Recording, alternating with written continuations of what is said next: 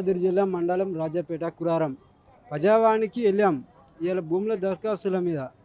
ఎందుకంటే ధరణి వచ్చినప్పుడు లంచాలకు ఇయ్యలేని సామాన్య ప్రజలు చాలా ఇబ్బందులు పడ్డారు. టీఆర్ఎస్ వాళ్ళు కబ్జాలు చేసుడు, మోసాలు చేసుడు, లంచాలు తినుడు, కలెక్టర్లు కానీ, ఆర్డీఓలు కానీ, ఎంఆర్ఓలు కానీ పిక్క తిన్నారు ఇట్లా మొత్తం పేద ప్రజలను. అలాంటిది ధరణి ఎంబడే రేవంత్ రెడ్డి గారు తీసేయాలి, ప్రజావాణిని నడిపించాలి ఇప్పటికి కూడా.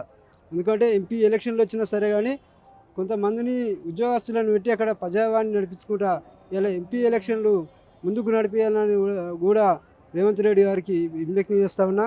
ఎందుకంటే ప్రజావాణి బంద్ పెట్టద్దు. కొంతమంది పట్టించుకుంటలేరు. ఎందుకంటే ప్రజావానికి తిరుగుతూనే ఉన్నాం, ఇప్పటికి కూడా 5-6 సార్లు పోయినాం, ఒకటి కూడా అనుకున్నది చేస్తలేరు. ఎందుకంటే 7 మీటర్ల భూముల సమస్థానం ముందుగానే పరిష్కారం చేయాలి. భూములు ఏదైతే గుంజుకునే ఉన్నాయో అవన్నీ మోసాలు చేసిన భూములు సర్వే నెంబర్లు ఎక్కువ తక్కువ రాపించుకున్నాడు, ఎంఆర్ఓలను పట్టుకొని కొన్ని దొంగ భూములు అమ్ముకోవడం, మామూలుగా ఉంటే వాళ్ళను బెదిరించి లాక్కోవడం, ఇవన్నీ రద్దు చేసి ఎవరి భూమి వాళ్లకు దక్కేటట్టు ప్రభుత్వం చర్యలు తీసుకొని ప్రజావాణి నడిపించుకుంటా. రేవంత్ రెడ్డి పాలన ప్రజావాణి పెట్టిండు, మంచిగా ఉంది ఇప్పుడు. ఎందుకంటే పేద ప్రజలు కోట్లు ఇవ్వకుండా ఇప్పుడు బస్సు ఫ్రీగా పెట్టిండు, 2 లక్షల రుణమాఫీ అన్నాడు. ఆ 2 లక్షల రుణమాఫీ కూడా రైతులకు చేయాలి.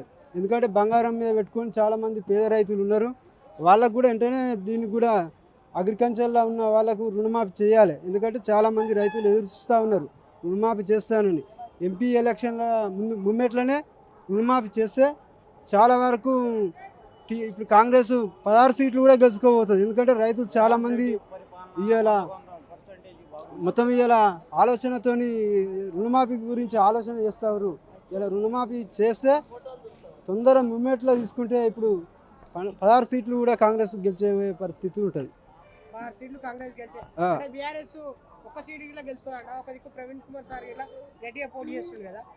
ఆర్ఎస్ పవన్ కుమార్ అప్పుడు కేసీఆర్నే ఇచ్చిండు, ఇప్పుడు వాళ్ళ ఇద్దరు ఒకటే అయ్యారు. ఏమనుకుంటారు ఇక ఆయన పార్టీ పెట్టినాడు, వాళ్ళకి రాజకీయమే మారుతున్నారు కాబట్టి వాళ్ళ లబ్ధి కోసం పోయారు, వాళ్ళ ఆస్తులు కాపాడుకోనికి పోతున్నారు తప్ప తెలియదు. ఆ విషయం మనకు తెలియదు, అక్కడ పాలన మనకు తెలియదు, అక్కడ మనకు సమస్య. ఇక బీజేపీ సంగతి ఏం చెప్తాం, మనకు మన నియోజకవర్గంలో మనం చెప్తాం, కానీ మనం వేరే సంస్థానంలో ఏం చెప్తాం.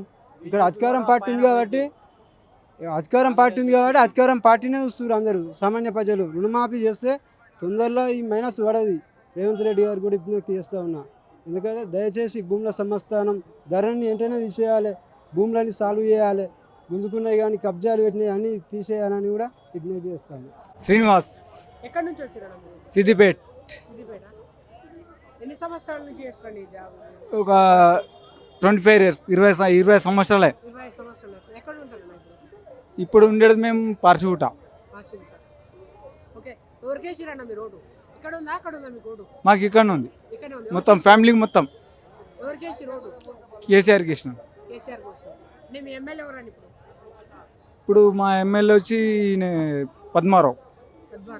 ఇప్పుడు ఎట్లా అనిపిస్తుంది అన్న? ఇప్పుడు కాంగ్రెస్ ప్రభుత్వం ఏర్పడింది కదా, కాంగ్రెస్ పాలన ఎట్లా అనిపిస్తుంది? కొంచెం వాళ్ళు కూడా మంచిగానే చేస్తున్నారు, కొన్ని హామీలు ఇచ్చారు, అవి ఫాలో అవుతారు, మంచిగానే ఉంది అది కూడా. కానీ మా పుట్పాటి వాళ్ళకి మాత్రం ఏం లేకపోయింది.